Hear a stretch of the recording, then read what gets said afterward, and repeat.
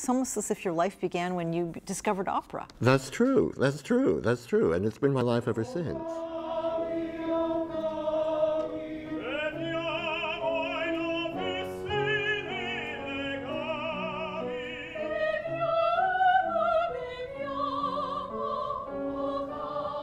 Ladies, that was much better. That was much better, and I love watching this happening.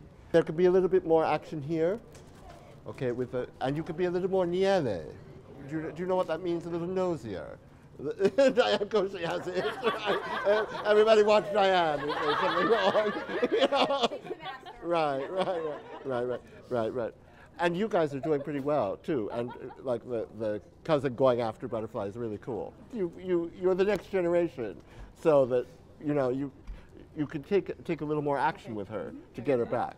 That's okay. Get me behind you too, or else I go. Let's go from Dove. Is Dove a good place? My father was Dr. Henry Akina, and my mother was Dr. Eleanor Akina, and my mom is still alive. So is at 93, and she's wonderful. Did your parents expect you, hope that you would go into medicine? No, my father actually thought of law as a career, and my mother said, no, he will do what he wants to do. And so I chose opera. And how did that go over? Well, that didn't go over all that well. What were you interested in as a kid? Theater and the garbage men. Because you watched them out the window in the morning? Right. So the other interest was music? Theater and music.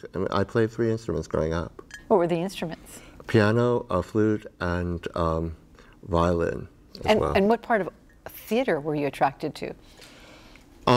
Spectacle, I think, mostly. Tell me about life in Berlin.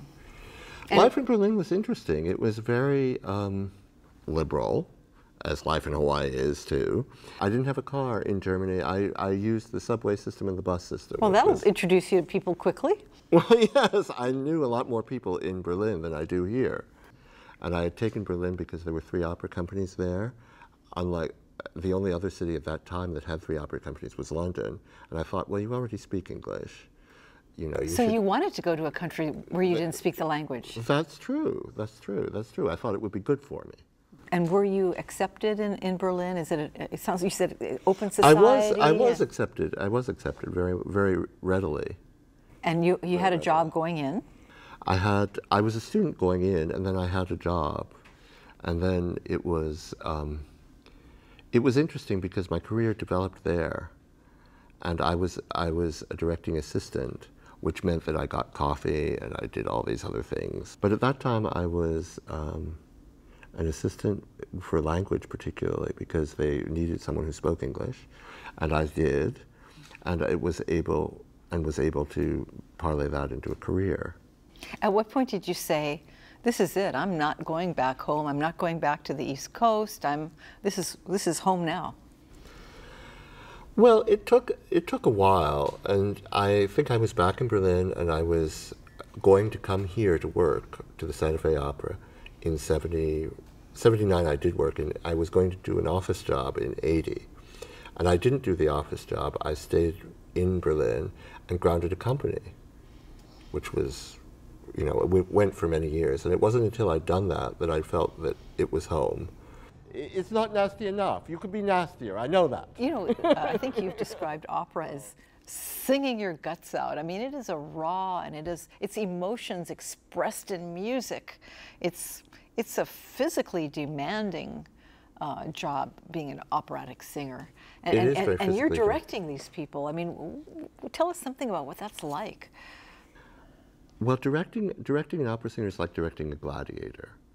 And someone who's right in your face and sweating and doing all these things for you. And you have to think about what you're asking them to do, obviously. No one can say that you are not lively here. No one can say that. But that the reanimation is good. So we want to create a full performance, and I think that the singer, I've usually had very collaborative relationships with singers to try and get that out of them. Why do you think opera exerts such a strong pull on those who enjoy it?